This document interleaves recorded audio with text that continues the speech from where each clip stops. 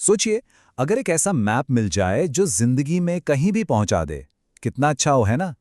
आज हम Brian Tracy के प्रिंसिपल्स के जरिए उसी मैप को, यानी गोल सेटिंग की साइंस को समझने वाले हैं और ये जानेंगे कि कैसे कोई भी अपने सपनों को सोचा भी ना हो उससे पहले सच कर सकता है। तो ये सारी बातें आती हैं ब्रायन ट्रेसी की वर्ल्ड फेमस किताब गोल्स से। एक ऐसी किताब जिसने सच में ना जाने कितने लोगों को उनकी मंजिल तक पहुंचाया है। चलिए इसके कुछ सबसे पावरफुल आइडियाज को देखते हैं। ये कहानी खुद ब्रायन ट्रेसी की है।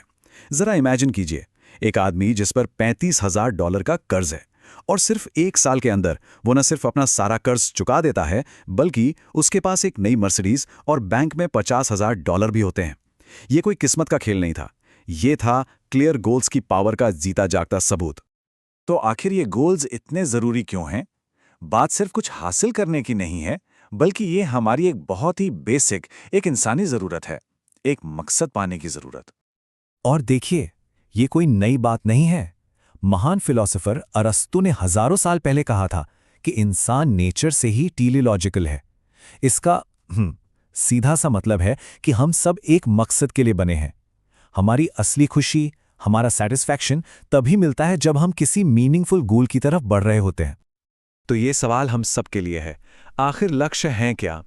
दिन के आखिर में, या कहें कि जिंदगी के आखिर में खुद को कहाँ देखना है? क्योंकि सोचिए ना, जब मंजिल ही पता ना हो तो हर रास्ता गलत ही लगेगा। एक अरबपति थे, H.L. हंट। उन्होंने सक्सेस का फॉर्मूला सिर्फ 2 सिंपल स्टेप्स में बता दिया। पहला, एकदम क्लियर कर लो कि चाहिए क्या, और दूसरा, ये तय करो कि उसके लिए क्या कीमत चुकाने को तैयार हो, और बस वो कीमत चुकाना शुरू कर दो। यानी क्लैरिटी और कमिटमेंट, यही है सक्सेस की 2 चाबियां। ठीक है, तो अब ये तो समझ आ गया कि गोल्स क्यों जरूरी हैं। अब हमें अपने अंदर झांकना होगा, क्योंकि असली सक्सेस ना बाहर से नहीं, अंदर से शुरू होती है। साइकोलॉजी में एक बहुत पावरफुल कॉन्सेप्ट है, लोकस ऑफ कंट्रोल, मतलब कंट्रोल का सेंटर। पता है, पिछले 50 साल की रिसर्च बस एक ही चीज कहती है, हमारी खुशी या दुख इस बात पे डिपेंड करता है कि हमें क्या लगता है कि लाइफ का कंट्रोल हमारे हाथों में है या बाहर के हालात के हाथों में। और फर्क बिल्कुल साफ है। जब कंट्रोल का सेंटर इंटरनल होता है तो हम अपनी कहानी के हीरो होते हैं, पावरफुल, कॉन्फिडेंट।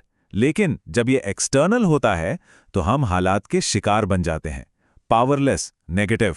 सक्सेसफुल लोग हमेशा अपनी कहानी खुद लिखते हैं, वो पूरी जिम्मेदारी लेते हैं। एक काम करते हैं, खुद को एक ग्रोथ स्टॉक की तरह सोचते हैं, जैसे शेयर मार्केट में होता है। तो क्या खुद पर हर दिन, हर हफ्ते इन्वेस्ट हो रहा है? क्या अपनी वैल्यू बढ़ रही है? जैसे एक कंपनी फ्यूचर के लिए इन्वेस्ट करती है, क्या अपने पर्सनल ग्रोथ के लिए कोई प्लान है? चलिए, माइंडसेट अब सही जगह पर है, तो अब वक्त है बिना किसी लिमिट के सोचने का। ये वो स्टेज है जहां हम अपने सपनों को शेप देते हैं। चलिए एक छोटा सा एक्सपेरिमेंट करते हैं, बस एक पल के लिए। मान लीजिए कि कोई लिमिट है ही नहीं, पैसा, टाइम, टैलेंट, कॉन्टैक्ट्स, सब कुछ अनलिमिटेड है। अब सोचिए, सच में क्या हासिल करना चाहेंगे?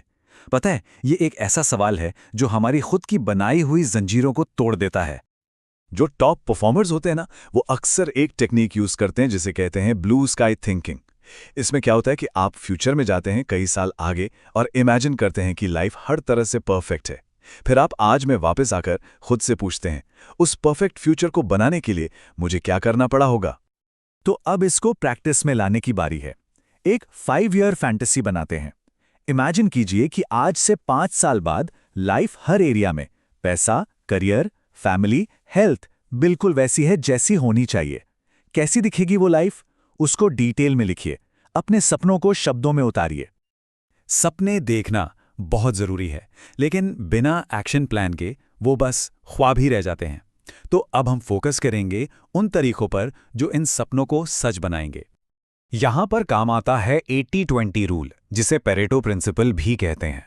ये सिंपल सी बात कहता है कि हमारे 80% रिजल्ट्स सिर्फ 20% काम से आते हैं। जरा सोचिए, अपने काम में वो कौन से 2 या 3 काम हैं जो सबसे ज्यादा वैल्यू लाते हैं?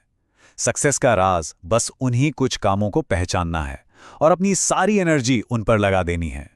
मतलब हमारी ज्यादातर मेहनत बहुत कम रिजल्ट देती है, जबकि कुछ गिने चुने काम ही हमें असली सक्सेस दिलाते हैं। हमेशा याद रखें, बिजी रहना और इफेक्टिव होना, ये दो बिल्कुल अलग अलग चीजें हैं। एक और पावरफुल टेक्निक है जिसे कहते हैं जीरो बेस्ड थिंकिंग।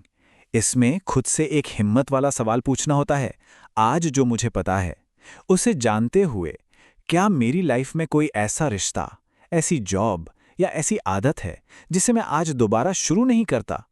ये टेक्निक हमें उस बोझ से आज़ाद करती है जो हमें आगे बढ़ने से रोक रहा है। और हाँ, प्लानिंग की इंपॉर्टेंस, एक 6P फॉर्मूला है, इसको याद रखिएगा। Proper prior planning prevents poor performance. सीधा सा मतलब है, सही प्लानिंग खराब परफॉर्मेंस को रोक देती है। बिना प्लान के हम बस चीजों पर रिएक्ट करते रहते हैं, अपना फ्यूचर क्रिएट नहीं करते। तो देखिए, हमने गोल्स सेट कर लिए, माइंडसेट ठीक कर लिया और प्लान भी रेडी है।